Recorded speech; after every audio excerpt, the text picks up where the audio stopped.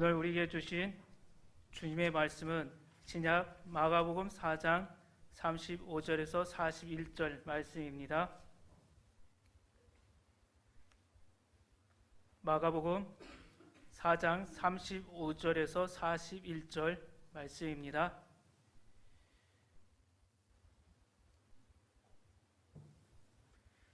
주님께서 우리에게 주신 말씀을 제가 봉독하겠습니다. 그날 저물 때에 제자들에게 이르시되 우리가 저편으로 건너가자 하시니 그들이 무리를 떠나 예수를 배에 계신 그대로 모시고 가매 다른 배들도 함께 하더니 큰 광풍이 일어나며 물결이 배에 부딪혀 들어와 배에 가득하게 되었더라. 예수께서는 고물에서 베개를 베고 주무시더니 제자들이 깨우며 이르되 선생님이여 우리가 죽게 된 것을 돌보지 아니하시나이까 하니 예수께서 깨어 바람을 꾸짖으시며 바람더러 이르시되 잠잠하라 고요하라 하시니 바람이 그치고 아주 잔잔하여지더라. 이에 제자들에게 이르시되 어찌하여 이렇게 무서워하느냐 너희가 어찌 믿음이 없느냐 하시니 그들이 심히 두려워하여 서로 말하되 그가 누구이기에 바람과 바다도 순종하는가 하였더라.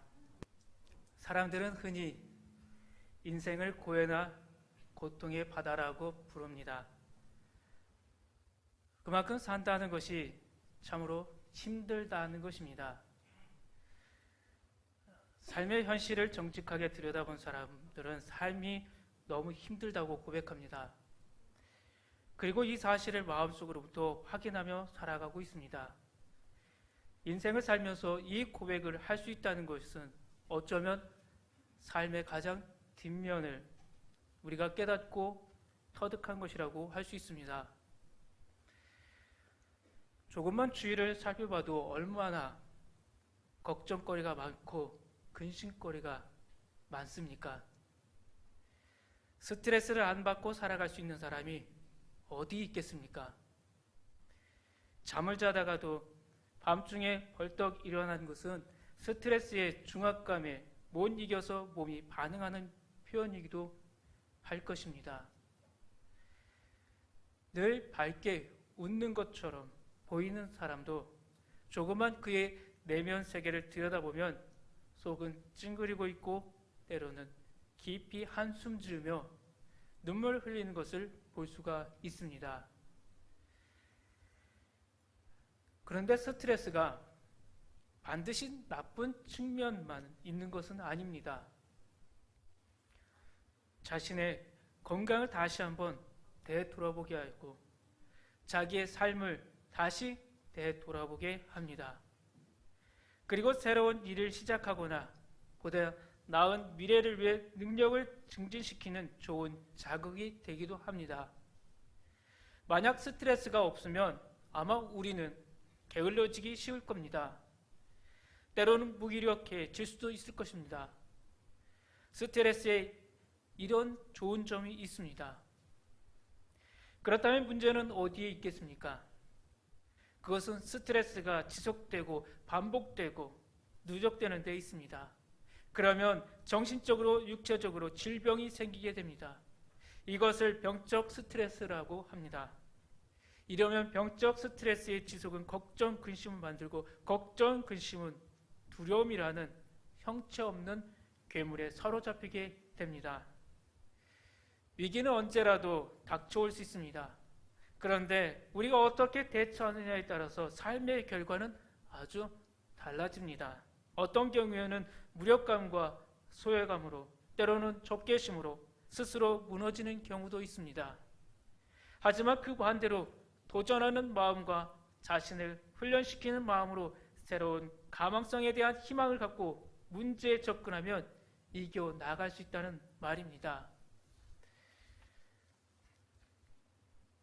본문 말씀은 우리에게 닥쳐오는 두려움을 어떻게 이겨 나갈 수 있을 것인가에 대해 가르쳐 주고 있습니다. 성경에서 가장 많이 등장하는 문구가 있습니다. 그것이 무엇인지 아십니까? 바로 두려워하지 말라라는 말씀입니다. 여호수아가 모세 없이 가나안 정복 전쟁을 앞두고 두려워 떨고 있을 때 하나님께서는 여호수아에게 두려워하지 말고 강하고 담대하라고 말씀하셨습니다. 두려워 떨고 있었던 여호수아에게 하나님께서는 강하고 담대하라, 두려워하지 말며 놀라지 말라는 말씀으로 용기를 주셨습니다. 내가 너희들과 함께한다. 내가 너희들에게 약속했던 저 가나안 땅 들어갈 수 있도록 내가 만들어 주겠다라는 것입니다. 그리고 하나님께서는 너와 함께 있을 것이다, 너와 함께 한다는 말씀으로 가나안 정복 전쟁을 앞둔 여호수아에게 임마누엘, 우리와 함께 하시는 주님, 그 약속을 주셨습니다. 최고의 강력한 보호를 약속해 주셨습니다. 성경에 두려워하지 말라는 말씀은 300여 번 나타납니다. 우리가 매일 성경을 한 번씩 읽을 때마다 두려워하지 말라는 것을 가슴에 품어도 괜찮을 것입니다. 주님께서 우리와 함께하는 이 사실, 두려워하지 말라. 하나님께서는 나타나실 때마다 두려워하지 말라고 말씀하십니다. 그 말은 세상을 겁내며 살지 말라는 말씀입니다. 예수님께서는 두려움에 떨고 있는 제자들 향해서 말씀하십니다. 본문 40절 말씀입니다. 이에 제자들에게 이르시되 어찌하여 이렇게 무서워하느냐, 너희가 어찌 믿음이 없느냐 하시니, 어찌하여 두려움 속에 빠져 있느냐, 그것은 역설적으로 표현한다면 무서워하지 말라고 하는 말씀이기도 합니다. 본문의 상황은 이렇습니다. 어느덧 해가 뉘엿뉘엿지고 어둠이 짙게 깔리고 있습니다. 그때 무슨 일인지 예수님은 제자들을 향해서 저 갈릴리 바다 건너편 거라사 지방으로 건너가자 하고 말씀하십니다. 제자들은 이 말씀에 순종해서 함께 배를 타고 건너가게 되었습니다. 예수님은 낮 동안의 일들로 피곤하셨는지 배에 오르시자마자 배 뒤편에서 베개를 베고 깊은 잠에 빠졌습니다. 그런데 예수님과 함께 있던 이 배가 출렁이기 시작합니다. 갑자기 돌풍이 분 것입니다. 비가 오고 파도가 치고 배가 휘청거립니다. 심지어 바닷물이 배 안으로 들어오기 시작합니다. 그런데도 예수님은 여전히 주무시고 계십니다. 제자들은 다급했습니다. 그들에게 여러 가지 두려움이 언습했습니다. 첫째는 이제 죽는 것이 아닐까라는 생명 상실에 대한 두려움이었습니다. 이제 끝났다. 두 번째는 도무지 해결할 방법이 떠오르지 않는 불확실성에 대한 두려움이었습니다. 제자들의 직업이 무엇입니까? 바다에 대한 지식을 가지고 있는 제자들이었지만 두려움 때문에 이러한 위급한 상황 속에서 아무것도 생각나지 않았을 것입니다.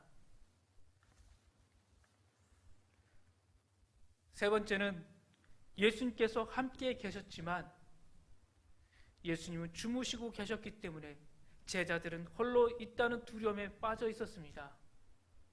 이때 제자들이 할 수 있는 일은 한 가지밖에 없습니다.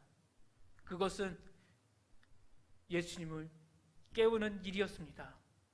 본문 38절 말씀입니다. 예수께서는 고물에서 베개를 베고 주무시더니 제자들이 깨우며 이르되 선생님이여 우리가 죽게 된 것을 돌보지 아니하시나이까 하니. 우리 인생에도 이런 돌풍이 불 때가 있습니다. 갑자기 찾아오는 돌풍이 있다라는 것입니다. 예수님을 믿는 자도 시련이 있다는 사실입니다. 예수님을 믿고 따르는 제자들도 갈릴리 바다에서 돌풍을 만난 것처럼 예수님을 믿고 따르는 우리 또한 이 세상이라는 바다에서 다양한 인생의 큰 돌풍을 만나 위기에 처하기도 한다는 사실입니다.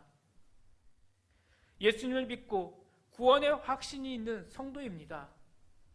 예수님을 잘 믿고 주일이면 빠지지 않고 교회에 와서 예배를 드렸습니다. 그리고 예배 드릴 때마다 열심히 헌금했습니다. 교회에서 봉사라고 하면 봉사도 했습니다. 봉사도 했는데 내 삶에 갑자기 뜻하지 않은 돌풍이 불면서 걱정과 근심의 먹구름이 다가오는 것을 경험해 본 적이 있으실 것입니다. 그동안은 참 건강했습니다. 그런데 갑작스러운 질병이 나를 억누릅니다. 잘 나가던 직장에서 갑자기 손가락질 당하며 쫓겨납니다. 내가 있던 기업, 내가 했던 사업이 파산 위기에 직면합니다. 그동안 아무 문제 없던 사람들과의 관계가 어느 날 갑자기 깨지기 시작합니다. 눈에 넣어도 아프지 않을 만큼 소중한 자녀들에게 어려움이 생겨서 어머니로서, 아버지로서의 가슴이 무너지고 눈물이 마르지 않을 만큼 고통스럽습니다. 부모보다 자녀가 먼저 세상을 떠나는 것은 가슴이 찢어지는 듯 아픔의 고통입니다. 받은 상처가 머리와 가슴에 꿈틀거리는데 이것을 해결해야 할 방법이 생각나지 않고 가슴이 찢어진 아픔의 고통, 이런 일들 경험해 본 적 없으십니까? 누구나 자신에게 가장 소중한 것을 잃게 되는 상황을 맞닥뜨리면 심히 당황하며 두려움에 빠질 수밖에 없습니다. 그래서 인생의 돌풍, 예측 불가능합니다. 인생의 돌풍은 예측이 불가능합니다. 언제 찾아올지 모릅니다. 그래서 더욱 위협적입니다. 더욱 무섭습니다. 내가 갖고 있는 삶의 모든 복을 빼앗는 것 같습니다. 정상적인 삶을 누리기가 힘들 정도의 어려움이 우리에게 닥쳐올 때가 있습니다. 우울과 공포가 어떤 사람은 아주 작게, 어떤 사람은 아주 크게 다가올 때가 있습니다. 더 심각한 것은 불안과 공포로 심리 내적인 트라우마로 이어진다는 것입니다. 성경은 우리들에게 어떻게 해야 할지를 말씀해 주고 있습니다. 다른 것이 아닙니다. 첫 번째로 제자들이 하는 것처럼 우리도 예수님을 깨우는 것입니다. 예수님을 깨운다는 것이 무슨 뜻이겠습니까? 내 실존의 위기를 예수님께 고백한다는 것입니다. 다른 말로 표현하면 하나님께 기도하는 것입니다. 내가 직면한 문제를 들고 하나님께 아뢰는 것입니다. 하나님, 두렵습니다. 하나님, 나 죽게 됐습니다. 하나님, 고통스럽습니다. 힘듭니다. 하나님, 좀 이 일에 간섭하세요. 내 인생을 이끌어 주세요. 날 좀 위로해 주세요. 내가 가야 할 이 길을 가르쳐 주세요. 라고 기도하는 것입니다. 하나님께 내가 갖고 있는 모습을 있는 그대로 아뢰는 것입니다. 이것이 예수님을 깨우는 것입니다. 우리는 종종 그렇게 하지 못할 때가 있다는 것입니다. 웬만하면 내가 스스로 해결하지, 내가 하지, 그러다 한 걸음 더 깊이 들어갑니다. 에이, 그래도 내가 해야지. 그러다 마지막 순간에 가서야 하나님 앞에 무릎 꿇고 기도하게 됩니다. 그러나 그것은 참된 신앙의 모습이 아닙니다. 나를 조금이라도 억누르는 것이 있으면 하나님께 이야기하셔야 합니다. 하나님, 내 마음에 적개심이 생기는데 어떻게 할까요? 하나님, 두려움이 생겨서 아무것도 할 수 없고 하기 싫은데 어떻게 할까요? 다 포기하고 싶은데 어떻게 할까요?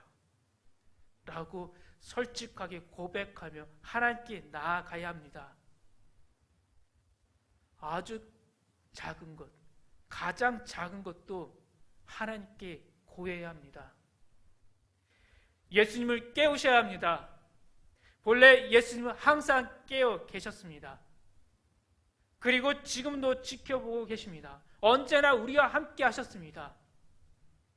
그런데 우리는 그런 예수님께 아무것도 아뢰지 않는 것입니다. 그것은 예수님이 내 삶 속에서 주무시게 두는 것입니다. 주님께서 아무것도 할 수 없게 만드는 것입니다. 두 번째는 예수님께서 제자들에게 하신 것입니다. 그것은 물음입니다. 예수님께서는 제자들에게 무엇을 두려워하느냐고 물어보셨습니다. 이것은 나에게, 나 스스로에게 예수님의 마음으로 질문해야 합니다. 예수님의 마음이란 어떻게 하셨을까? 내 영혼아, 어찌하여 내가 두려워하느냐? 내 영혼아, 내가 어찌하여 절망하고 낙심하느냐? 무엇이 그렇게 너를 겁나게 하고 있는가? 하고 물어야 합니다. 그래야 벗어날 수가 있습니다. 본문 40절 말씀입니다. 이에 제자들에게 이르시되 어찌하여 이렇게 무서워하느냐? 너희가 어찌 믿음이 없느냐 하시니. 두려움은 마치 형체가 없는 괴물과도 같습니다. 아무 형체를 가지지 않았는데 우리는 두려움을 가집니다. 예수님께서 우리에게 말씀하십니다. 이 괴물의 실체를 밝혀라. 별거 아닌 두려움을 하나씩 제거하라고 말씀하십니다. 두려움을 향해서 이야기해야 된답니다. 너는 나를 이길 수 없어. 너는 내게 겁줄 수 없어. 나는 하나님의 사람이야. 하나님이 나의 아버지야. 내가 분투 중에 쓰러질정 나를 겁주는 너에게 타협할 수 없어. 라고 선언하는 것이 바로 믿음의 사람들의 역사입니다. 페르시아 제국이 바벨론을 무너뜨리고 세계를 정복할 때 이야기입니다. 온 열방은 페르시아 제국을 두려워했습니다. 떨고 있었습니다. 이때 이사야 선지자는 남유다 백성들에게 오직 하나님만을 앙망하라고 외쳤습니다. 두려워하지 말라. 우리에게는 여호와 하나님이 살아계신다고 이야기했습니다. 두려워하지 말라. 내가 너와 함께함이라. 놀라지 말라. 나는 내 하나님이 되리라. 내가 너를 굳세게 하리라. 참으로 너를 도와주리라. 참으로 나의 의로운 오른손으로 너를 붙들리라. 남유다 백성들을 하나님 말씀으로, 하나님이 살아계신다는 것을 말씀으로 깨우쳐 주었습니다. 이사야는 히스기야 왕과 백성들에게 남유다가 포로의 상태에 처한다 해도 두려워하지 말라고 했습니다. 두려워하지 말고 하나님의 구원을 믿으라고 외쳤습니다. 하나님께서 지금 일하시는 것, 하나님이 역사하시는 것을 바라보라는 것입니다. 하나님이 지금도 역사하십니다. 하나님만 바라보는 자 두렵지 않다는 것입니다. 두려움을 두려워하지 말아라. 두려움이란 얼마나 민감한 것인지 모릅니다. 돈키호테를 쓴 세르반테스가 두려움을 이렇게 표현합니다. 두려움은 시간이 예리하여 땅속에 숨은 것을 볼 줄 알고 하늘에 뜨는 것은 더 잘 찾아낸다고 했습니다. 우리의 마음속에 두려움이 생기면 그동안 걱정하지 않았던 것이 하나하나 두려움으로 변해서 근심 걱정의 대상으로 다가옵니다. 제일 처음에 무엇을 두려워했는지 그 사실조차 잊어버리고 두려움 자체가 나를 엄습하며 억누르고 있는 것을 보게 됩니다. 또한 두려움은 우리가 약한 마음을 품게 됩니다. 자신감을 상실하게 만들어버립니다. 의지를 무력하게 하고 행동을 억압시켜버립니다. 실존하지 않은 장애물을 괴물처럼 여기면서 도망가게 만듭니다. 그것은 우리를 침몰시키는 아주 약한 세력인 것입니다. 세 번째로 우리가 해야 될 일이 있습니다. 우리는 인생에 갑자기 찾아오는 위기를 막을 수는 없지만 그것을 쉽게 극복할 수는 있습니다. 바로 예수 그리스도를 통해서 말입니다. 그것은 예수님처럼 두려움을 만들고 있는 것을 향해서 꾸짖는 것입니다. 두려움아 물러가라. 두려움을 야기시키는 것아 내게서 떠나라. 이렇게 엄하게 명령해야 하는 것입니다. 예수님이 어떻게 하셨습니까? 본문 39절 말씀입니다. 예수께서 깨어 바람을 꾸짖으시며 바다더러 이르시되 잠잠하라 고요하라 하시니 바람이 그치고 아주 잔잔하여지더라. 예수님의 목표는 뚜렷했습니다. 하나의 형상으로 지음받은 인간이 위협받아서는 안 된다라는 것입니다. 하나님이 제일 사랑하시는 대상은 인간입니다. 그런 인간의 생명을 그 누구도 그 무엇도 하나님의 뜻 없이 손상시키면 안 된다는 것을 선포하신 것입니다. 예수님께서는 공중 나는 새들보다 들의 백합화보다 우리 한 영혼을 더 사랑하십니다. 성경을 보면 예수님께서 꾸짖은 대상이 세 가지가 있습니다. 첫째는 귀신이었습니다.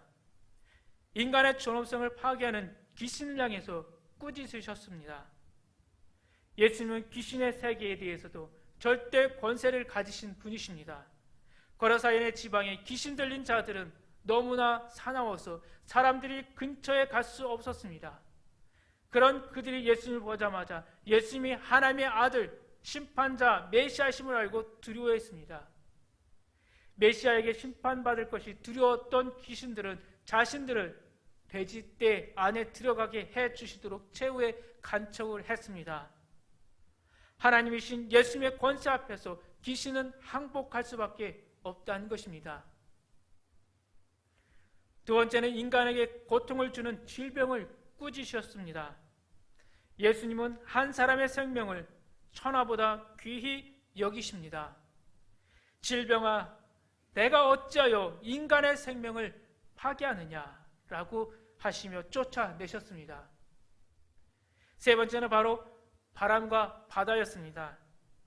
어떻게 너희가 우리를 위협하느냐? 예수님은 하늘과 땅과 바다와 바람을 주관하실 뿐 아니라 눈에 보이지 않는 영적 세계도 주관하시고 통치하시는 분이십니다. 그렇게 바람을 꾸짖으셨습니다. 이를 통하여 예수님은 하나님을 하나님 되게 하시고 자연과 이 모든 만물들이 인간의 존엄성을 존중할 것을 요청하셨습니다. 바로 이 놀라운 사실을 제자들이 목격하게 됐습니다. 그리고 제자들은 깜짝 놀랐습니다. 본문 41절 말씀입니다. 그들이 심히 두려워하여 서로 말하되 그가 누구에게 바람과 바다도 순종하는가 하였더라. 제자들은 심히 두려워했습니다. 처음에는 파도 치는 그것을 보면서 두려워했습니다. 배에 물이 조금씩 스며드는 그 모습을 보면서 파도에 대한, 이 파도에 대한, 풍랑에 대한 두려움이 찾아왔습니다. 그리고 바람을 두려워했습니다. 그 물결치는 바다를 두려워했습니다. 우리가 여기서 죽는 것은 아닌가 두려워 떨었습니다. 그런데 이제 그 두려움이 바뀌었습니다.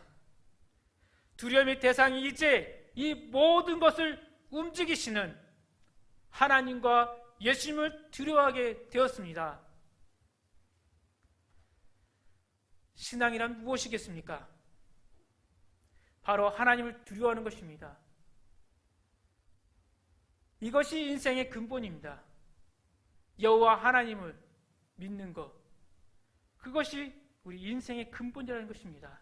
하나님을 경외함으로 이 세상의 환경과 여건, 그리고 두려움으로부터 해방되게 하는 선언이 바로 믿음의 사람들의 고백입니다. 시편 기자들의 고백을 통해서 하나님께서 우리에게 말씀하십니다. 내가 어찌 사람을 두려워하랴? 내가 어찌 환경을 두려워하랴? 내가 두려워할 분은 오직 하나님 한 분뿐이시다. 바로 이러한 믿음의 선배들의 역사가 우리들에게 있는 것입니다. 스트레스가 없는 곳을 향해 도망가겠습니까? 이 땅에 사는 동안 우리는 계속해서 스트레스 받습니다. 스트레스가 없는 것은 없습니다. 우리에게 찾아오는 충격과 슬픔에 걱정과 근심을 멈출 수 있는 것은 하나도 없다는 것입니다. 우리 몸에는 끊임없이 암세포가 생겨나고 있습니다. 건강하다는 것은 암세포가 없는 것을 의미하는 것이 아닙니다. 어려움을 이겨나가는 면역체계가 있는 것이 건강한 것입니다. 그럼 신앙의 면역체계를 위해 우리는 무엇을 해야 합니까? 본문의 말씀에 가르쳐주고 있는 세 가지를 기억하고 행하는 것입니다. 첫째는 예수님을 깨우는 것입니다. 우리가 예수님 앞에 나와야 합니다. 내가 안고 있는 문제를 들고 주님께 나아가야 합니다. 아주 작은 것부터 아주 큰 것, 모든 것 주님께 맡기는 것입니다. 예수님께서 제자들을 꾸시셨던 것처럼 우리도 꾸지람을 들을 수 있습니다. 사람들의 꾸지람을 듣는 것은 언짢지만 예수님께 꾸지람을 듣는 것은 괜찮습니다. 나의 형편없는 모습까지도 모두 하나님께 내어 놓을 수 있어야 합니다. 두 번째는 내 속에서 나를 겁주고 근심하게 하고 두렵게 하는 것이 무엇인가 질문해야 합니다. 그 실체를 밝히고 그것을 잘라내야 합니다. 세 번째는 예수님처럼 꾸짖어야 됩니다. 나를 억압하고 있는 것들을 내 속에 다 쫓아내야 합니다. 예수 그리스도의 이름으로 나는 하나님의 백성이다. 하나님은 나의 생명이시다. 나는 생명을 사랑한다라고 선포하며 나아가야 합니다.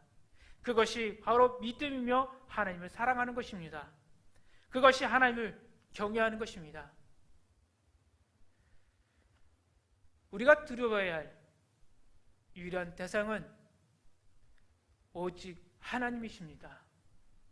하나님에 대한 두려움이 세상의 모든 자잘한 두려움을 이기는 비결입니다. 오직 하나님만을 두려워하는 것은 다시 말하면 하나님만을 사랑하는 것이기도 합니다. 그리고 오직 하나님만을 경외할 때 우리는 이 세상의 수많은 근심과 걱정들을 담대히 이기고 승리하는 하나님의 사람들이 될 것입니다.